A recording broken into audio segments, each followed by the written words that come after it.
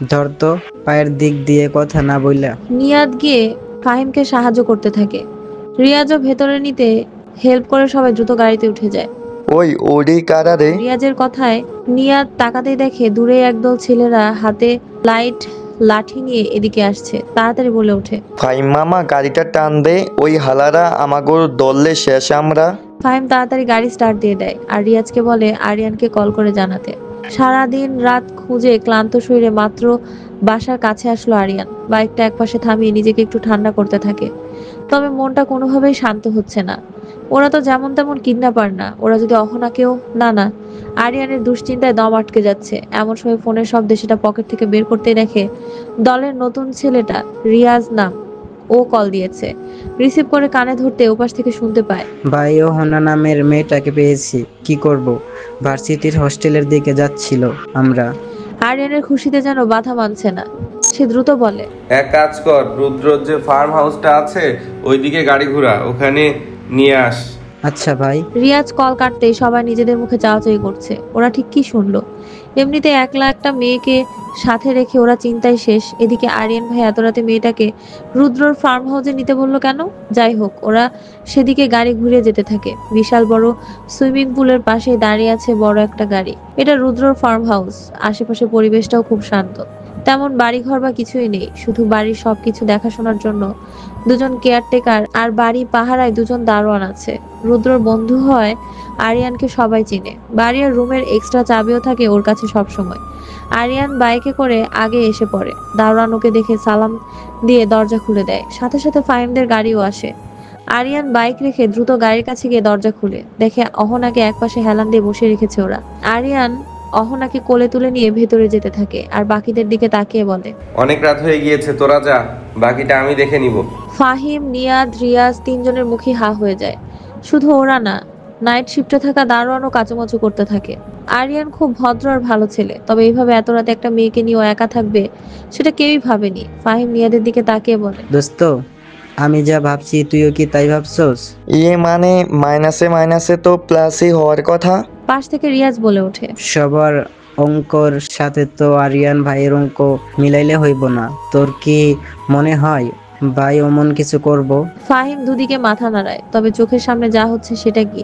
বেশি কিছু না ভেবে ওরা গাড়িতে করে ফেরত যেতে থাকে।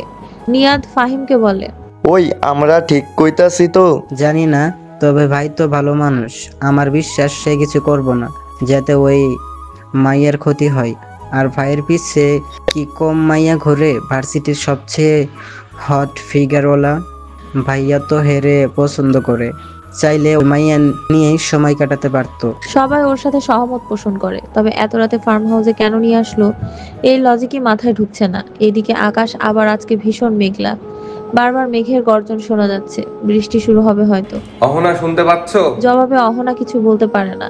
আরিয়ান রুমে এনে ওকে বিছানায় শুইয়ে দিয়েছে। একজন কেয়ারটেকারকে বলেছে দ্রুত কিছু খাবার নিয়ে আসতে। এদিকে বাহিরে হুট করে বৃষ্টি শুরু হয়। যেমন তেমন বৃষ্টি না, অনেক জোরে বৃষ্টি। এদিকে অহনার চোখ মিটমিট করে খোলা, তবে ও নড়ার বা কথা বলার শক্তিটাও পাচ্ছে না। আরিয়ান হাতে পড়া বাইক চালানোর গ্লাভসগুলো খুলে রাখে, গায়ের জ্যাকেটটা খুলে সোফার উপর ছুঁড়ে মারে। একটা লেপ নিয়ে অহনার পাশে গিয়ে বসে। কপালে হাত রাখতে অহনা আবার কেঁপে ওঠে, তবে দুর্বলতার কারণে চোখ বুজে চুপচাপ শুয়ে থাকে। আরিয়ান বুঝতে পারে অহনার জ্বর এসেছে। এদিকে পায়ের দিকে চোখ পড়তেই দেখে কাটা ছেঁড়ার দাগ। ও ছোট টেবিলের ড্রয়ার থেকে একটা বক্স বের করে, ভেতর থেকে স্যাভলন আর তুলা নিয়ে খুব সাবধানে কাটা পাটা পরিষ্কার করে, ওষুধ লাগিয়ে ব্যান্ডেজ করে দেয়। এখন কেমন লাগছে? ব্যথা কমেছে? অহনার কিছু বলতে পারে না। আরিয়ান স্যুপ নিয়ে এসে অহনাকে টেনে নিজের বুকের উপর শুয়ে দেয়। খাবারটা খেয়ে ওষুধ খেয়ে নাও, শরীর ভালো লাগবে। জ্বরে আর অসুস্থ দুর্বল শরীরে অহনার এখন তেমন হুঁশ নেই। আরিয়ান ওর মুখে চামচ দিয়ে একটু একটু করে খাইয়ে দিতে থাকে। অহনাও চোখ বুজে পুরো খাবারটা শেষ করে। আরিয়ান গ্লাস হাতে একটু পানি পান করিয়ে দেয়। ওই ফার্স্ট এইড বক্সটা থেকে প্যারাসিটামল ট্যাবলেট এনে অহনাকে খাইয়ে দেয়। একটা কাপড় একটু ভিজিয়ে জ্বরপট্টি দিয়ে মুখ হাত গলা মুছে দেয় কয়েকবার। এখন এত রাত, তার উপর বাইরে বৃষ্টি, ডাক্তার আনা যাবে না। অহনাকে শুয়ে ওর গায়ে লেপ টেনে দেয়। অহনা ঘুমিয়ে যায় সাথে সাথে। আরিয়ান অহনার দিকে তাকিয়ে ভাবে, এই যে আরিয়ান এই মেয়েটার জন্য এত কিছু করছে, এই যে এত চিন্তা, এত যত্ন, এত পাগলামো, সবটা কি শুধু দায়িত্ববোধ, নাকি রুদ্রের বলা কথা মতো এসব ওই দিকেই যাচ্ছে? আরিয়ান আর কিছু ভাবতে চায় না। একটু নুয়ে অহনার ঘুমন্ত মুখটা দেখতে থাকে। ঠোঁট দুটো বারবার কেঁপে উঠছে, মন চাইছে একটু ছুঁয়ে দিতে।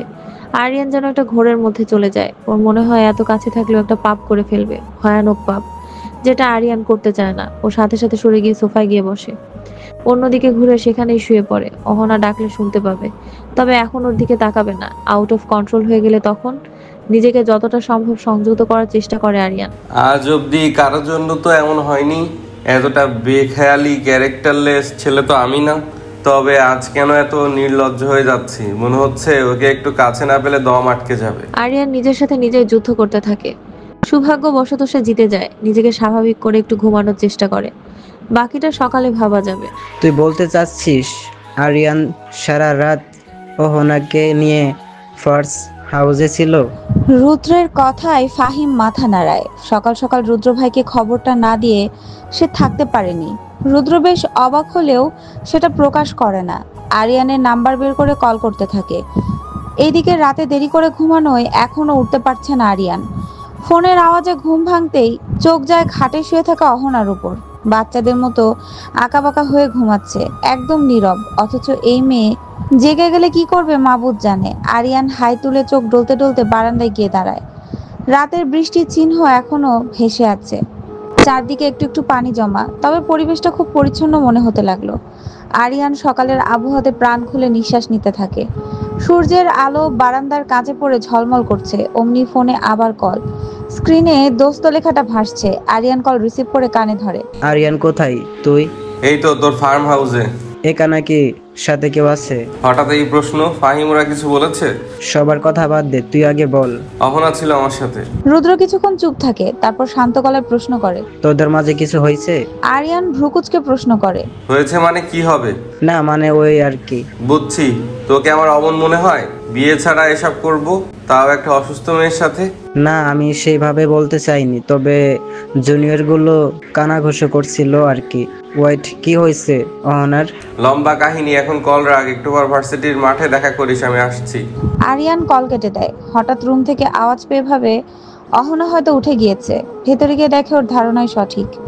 অহনা উঠে বসে দুহাত দিয়ে মাথা চেপে ধরে আছে। আরিয়ান চুপচাপ পাশে গিয়ে দাঁড়ায়। অহনা? নিজের নাম শুনে অহনা মুখ উপর করে তাকায়। আরিয়ানকে দেখে প্রথমে একটু ঘাবড়ে যায়, তারপর ধীরে ধীরে মনে পড়ে গত দুদিনের সবকিছু। রাতে জ্বরের মাঝেও অহনার একটু একটু হুঁশ ছিল। আরিয়ানের দিকে এক পলক তাকিয়ে থেকে অহনা আচমকা খুব জোরে কেঁদে ওঠে। আরিয়ান বুঝতে পারে ওর কান্নার কারণ কি। সে হাঁটু ভাঁজ করে অহনার সামনে বসে, হাতের উপর হাত রেখে বলে, শান্ত হও। অহনা কান্না থামিয়ে আরিয়ানের দিকে তাকায়, তাও চোখ দিয়ে ফোঁটা ফোঁটা পানি পড়ছে। নিজেকে অনেক কষ্টে সামলে বলে, হ্যাঁ আমি তো সাক্ষী দিতে পারিনি, আর বেশিরভাগ প্রমাণ আগেই নষ্ট হয়ে গিয়েছিল। ওরা ছাড়া পেয়ে গিয়েছে, তাই না? আরিয়ান চুপ করে থাকে। অহনা এই নীরবতার মানে জানে। কাঁদতে কাঁদতে হেঁচকি উঠে যায় ওর। আরিয়ান পাশের টেবিল থেকে এক গ্লাস পানি এনে সামনে ধরে। অহনাকে পানিটা দিয়ে বলে ওঠে, এত তাড়াতাড়ি ভেঙে পড়লে চলবে না অহনা। লড়াইটা অনেক বড়। আমাদের ভুল। আমরা সবকিছু সহজ ভেবেছিলাম। এই রাজনীতি আর টাকার দুনিয়াটা খুব খারাপ। তবে আমি চেষ্টা করব কোর্টে কেসটা যেন আরো আগে ওঠে। লাভ নেই, আমি জানি সব কিচ্ছু হবে না। এই দেশে ধর্ষকের কিচ্ছু হয় না জানেন। আমার বোনের নেক্সট উইক বিয়ে, অথচ আমি কোনো আনন্দ পাচ্ছি না। সব ঠিক হয়ে যাবে, নিজেকে একটু সময় দাও। অহনা উঠে দাঁড়ায়, চোখে জল মুছে বলে, আমার জন্য যা করেছেন অনেক ধন্যবাদ। একটু কষ্ট করে হোস্টেল অবধি দিয়ে আসবেন?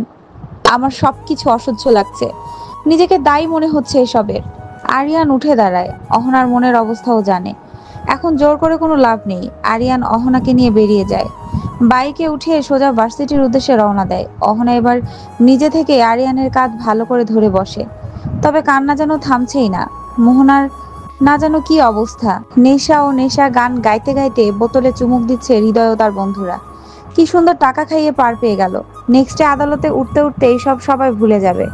মিডিয়ার নিউজ বন্ধ হয়ে যাবে, ছাত্রদের মশাল মিছিল থেমে যাবে। তখন আবার হৃদয়রা মস্তি করতে পারবে। সিয়াম হেসে বলে, হৃদয় ভাই মানতে হবে, শেখর আঙ্কেল পারেও কিভাবে সবকিছু দামাচাপা দিয়ে দিল। হৃদয় হেসে জবাব দেয়, এসব নতুনের কিছু না। সিয়াম অবাক হয়ে বলে, মানে? তোর কি মনে হয় এসব নতুন? আমার বাপ কি ভালো? আরো কত ঘটনা চাপা পড়ে আছে, এইভাবে পড়ে থাকবে, কিছু হবে না। পার্টির নেতাদের ক্ষমতায় থাকতে আমাদের দরকার। সবাই যার যার নিজেরটা বুঝবে। ওইসব গরিব মিডল ক্লাস মেয়েদের জীবনের কোনো দাম আছে নাকি? তাও ঠিক, তবে ভাই অওনা নামের মেয়েটা যে ছাড়া পেয়ে গেল। হৃদয় থামে, ঠোঁটে বিচ্ছিরি একটা হাসি দিয়ে বলে, মালটা হেব্বি ছিল রে।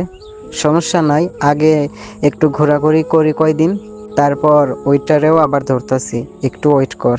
রুমের বাকিরাও এসব শুনে হেসে ওঠে। সবাই ধোঁয়া উড়িয়ে গাঞ্জা টানতে থাকে। কি রে, ছবিটা দেখেছিস?